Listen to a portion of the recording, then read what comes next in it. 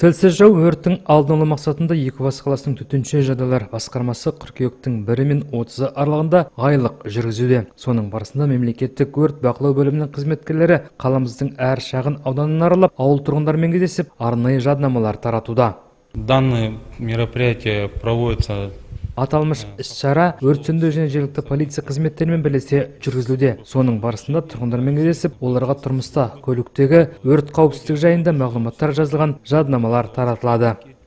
Ресми деректерге сүйенсек, жыл басынан бастап Екібастұз өңіріне қарасты тұрғын үй секторында 44 өрт тіркеліп, салдарынан бір адам қаза тапса, біреуі жапа шеккен. Ал айлық барысында қолайсыз отбасыларда анықталып, олардың тұрмыс жағдайлары тексеріледі. Біздің мақсатымыз өрт қауіпсіздігі ережелерін сақтау туралы ақпаратты Екібастұз өңірінің барлық тұрғындарына жеткізу. Өрт жағдай болып қалғанның өзінде ересектер мен балалар арасында жарақат алуды, апат болуды болдырмау.